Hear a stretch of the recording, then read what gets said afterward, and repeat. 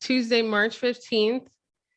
And today, what we're going to be talking about are some limiting beliefs that I see some small business owners that I coach constantly struggle through.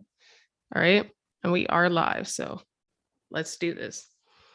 So if you have never watched the live stream before, just put live or grow in the chat.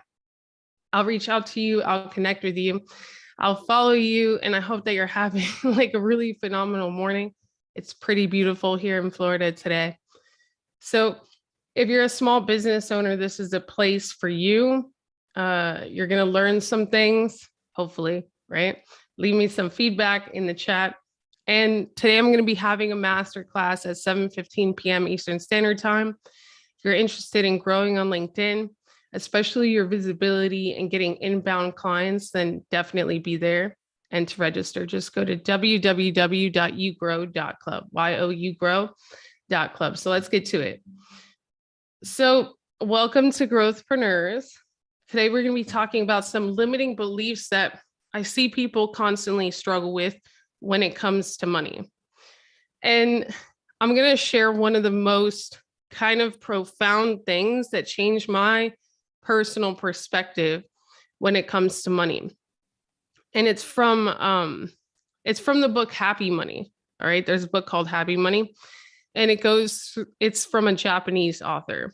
But anyways, that aside, in the book, he kind of says that when you wake up in the morning and you don't expect not to breathe, right? Like you expect to get out of bed and like fill your lungs with air, like you just expect the air to be there, right? Even though we're sharing the air with everyone else on earth, but yet we still don't have this like this kind of thing, like when we get up in the morning, there's not going to be enough air for us to breathe, right? And so he says in the book that you should treat money the same way. So you should wake up in the morning and expect money to be there, just like you expect air to be there when you wake up in the morning and breathe, right? And even though there are other businesses, right? Even though there may be other people that do what you do, even though there are other people in the market, like you should still expect the same thing. You wake up in the morning, and just like you expect an abundance of air to be there for you to breathe, you should expect an abundance of money or the potential for you to make the money. And yet, when we think about this, we're like, oh, wow, that really makes sense, right? But we don't usually treat things like this, okay? And I think that, I could go back to a conversation I had with Patch Baker last week about the education system. And a lot of the times, just our parents weren't that savvy when it came to money, right? And they didn't teach us a lot of the mindset things that are really necessary to be able to be successful in business, okay? So the first limiting belief that you have is that you need a lot of money to make a lot of money. And that's just not true. What you do need, okay, is you need attention. You need an offer that people actually want to buy. And you need the skills or the desire, the drive to be able to fulfill your promise and deliver on that offer. Like those are literally the only things that you need to be able to charge for something, right? You do not need a lot of money to make money. And personally, like there were people in my family that grew up, that, me growing up hearing this all the time, the rich stay rich and the broke stay broke, and you need money to make money. And I mean, I've personally built a multi-million-dollar business, and I only had a couple $100s when I started, but then those couple $100s turn into a couple $1,000s, and then you learn to and then that couple $1,000s turns into tens of thousands. So you reinvest back in your business, but along the way, you also gain skills. You understand people better, and you also understand value. And at the end of the day, that's really all money is a language of value. Money is just proof and evidence that what you're offering to someone else means something to them, right? That they find that it's helpful, that they find that it has saved them time, right? Or it has saved them energy, or it has given them something that they wouldn't have been able to get without you, right? And that's really what the nuance of the word value really comes down to, okay? So you should really focus on what you currently have instead of what you currently do not have. So think about the skills that you currently have. And it amazes me that like when these high level executives leave corporate sometimes, I mean, they have been making companies, they've been getting paid, let's say, $200,000, $300,000, $500,000 a year for many years. They reach their 25th or their 20th anniversary in corporate, then they leave and they go to, you know, entrepreneurship, or they go to do their coaching business, and they find themselves like they don't know how to apply the skills now, right? Like it's almost like the skills just disappear. And so if you could be making someone else's company millions of dollars, because that's what you're worth, if you're getting paid that amount, right? Then why can't you make yourself that much? And it's just learning to apply the skill sets in the right way. So what resources do you have? Not just skill sets, but experience, right? Who do you know that you could also tap into their network, their skills, their experience? And you just have to realize, like, you may even have tangible things that other people may find for money. And I was on Clubhouse the other day, and I heard this woman talk, and she said that when she was going through divorce, that she was at her lowest point. She like checked her bank account and she had literally no money. Like she didn't have, her children were going to come back home. I think she had like 3 boys, and she needed enough money for them to have dinner and like toilet paper. And she said that there was like nothing in her account. So she like looked around her house, and she said that when she was doing very well, she had bought like fancy milk. So she had like these like milk bottle things as like decoration. And she said that she like got them all together and took them to the store, and they gave her like $20 or something for the milk bottles, like all together. And she was able to buy dinner and toilet paper. So it's like, you have to just look at what it is that you even have now, or what you can flip. Like when, even before I started, even before I quit my 9 to 5, right? And started online, like there were moments, Facebook Marketplace, you could refurbish furniture, right? You could sell it there. There's so many things. And that's when you really understand, like the language of money is not just, oh, going to a checkout and doing this and doing that. It could literally be anything that you're good at. I was also reading an article the other day where this rim company, this guy like cleans rims, and he charges $50, and he's doing like 20 people's rims a day. And so he has like a business doing this, right? And it's just cleaning rims. So you just have to be creative when it comes to that, but you do not need a lot of money to make money. So number 2, the limiting belief that you have. And if you like this so far, you know, give some feedback in the chat. That would be great. And again, if you want to get rid of your limiting belief that you can't grow fast on LinkedIn, right?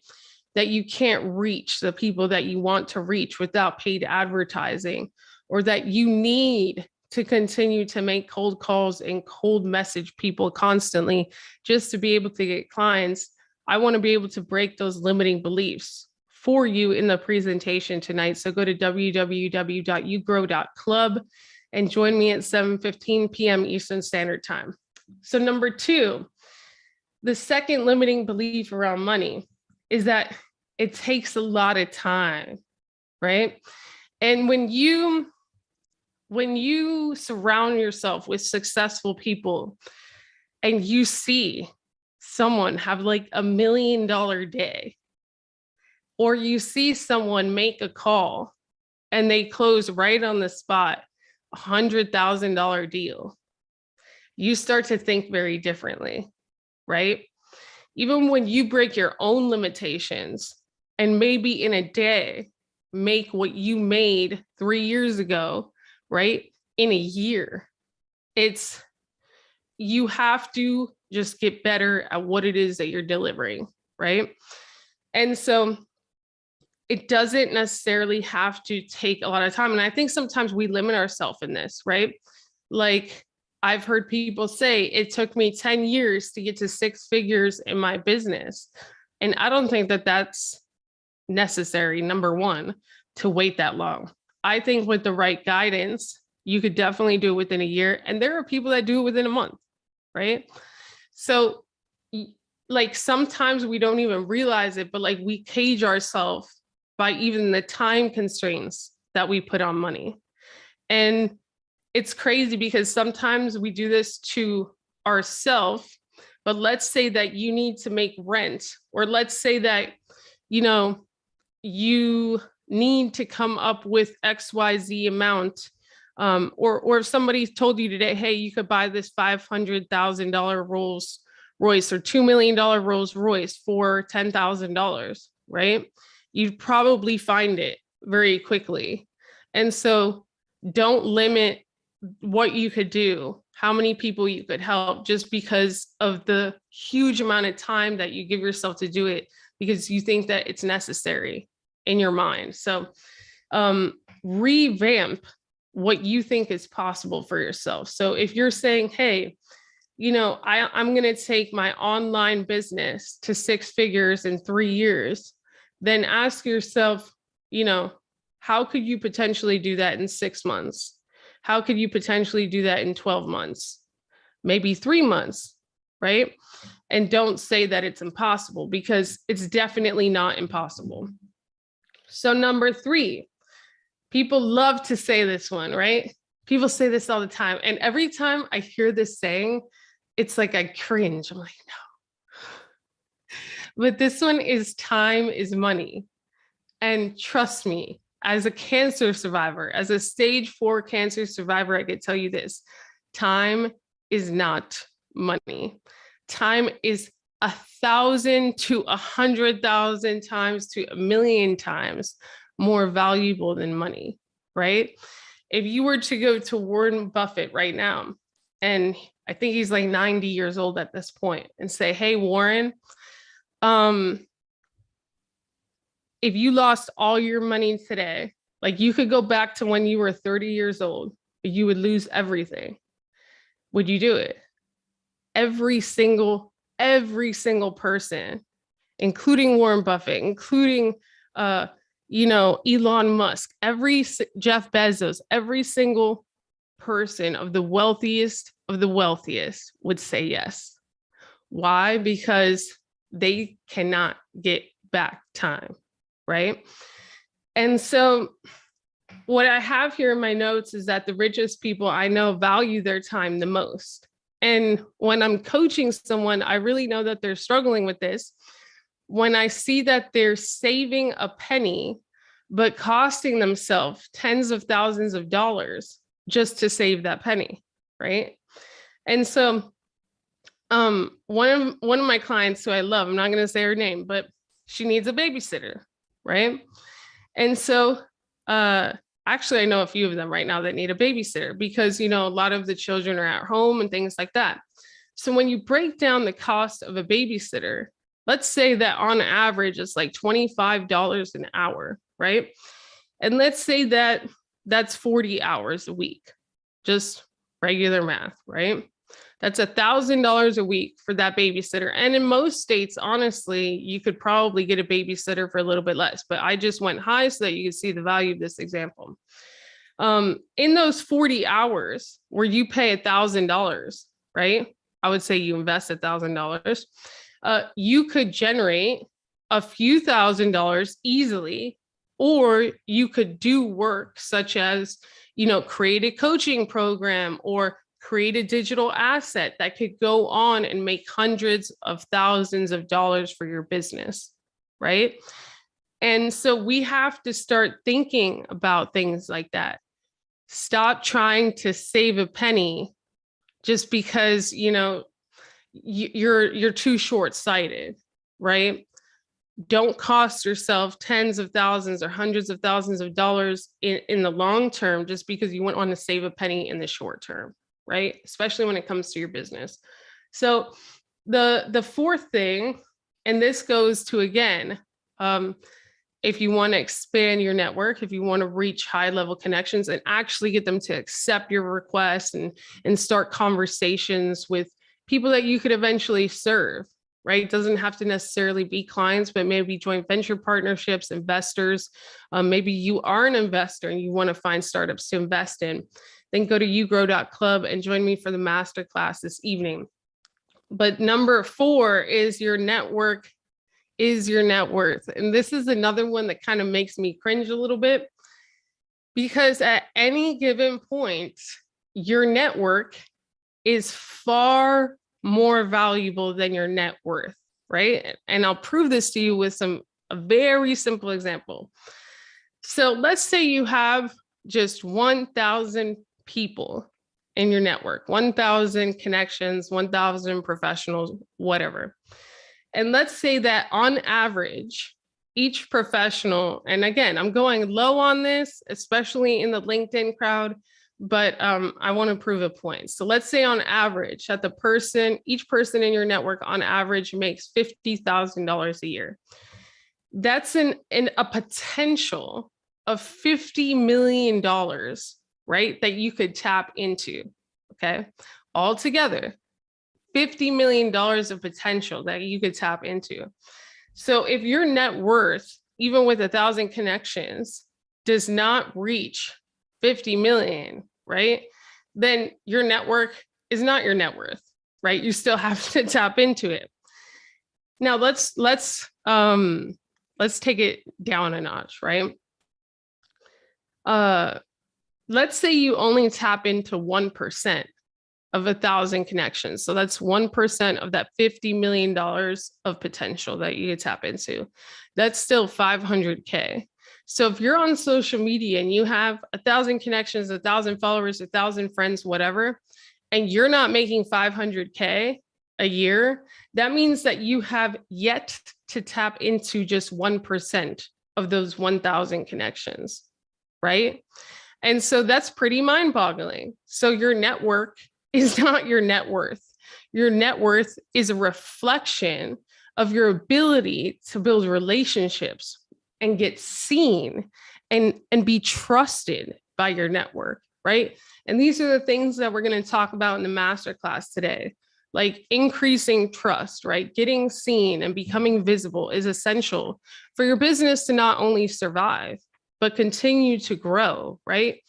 And if you want to join me later, again, that's www.ugrow.club. So number 5, the last one that we're going to cover today, is the limiting belief that having more money is going to make you less happy, or that having more money is going to make you a bad person. And that's just not true, right? And I want you to think of it this way. Like, do you feel happy when you're able to do things for other people, right? Do you feel happy if, God forbid there's an accident and you're able to help people with their medical bills? Or do you feel happy when you're able to step up to the plate and help someone with their rent who had a bad month, right? Or help donate food to people that are starving? Like that should make you feel like a better person, right?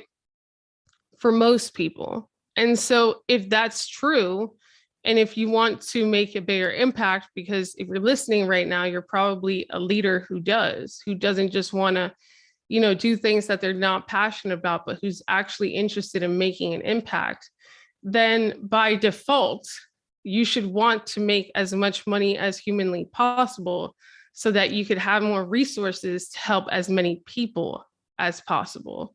And so, I don't know where this kind of belief comes from, but I know one thing: going to sleep late at night with nothing but stress. You know, there are people that go to sleep that are thinking, how am I going to buy food tomorrow?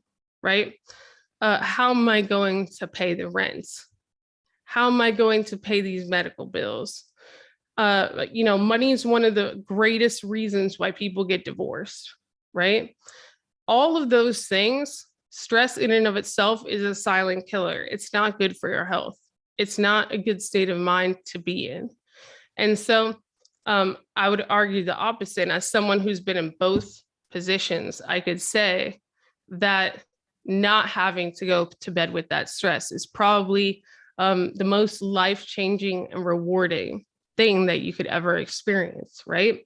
And then to take it a step further, more rewarding is when you're able to help people that, you know, have fallen on bad times, right? Or that are in an emergency, or that you could just make little impacts along the way, right? Because you have more resources, because you have more money, right? And so you have to start thinking about that. If you really want to make a big impact, you have to have those big resources to back that up. And so if you want to start leveraging LinkedIn to not only, you know, get clients, but start getting in front of very powerful decision makers, then go to www.ugrow.club. And I will see you later today. It starts at 7:15 p.m. Eastern Standard Time. I know the times have changed here a little bit. We are part of the daylight savings time change. So 7:15 p.m. Eastern Standard Time. And I will see you there, especially if you're someone who wants to increase their impact on LinkedIn. God bless you and have a beautiful day. Ciao.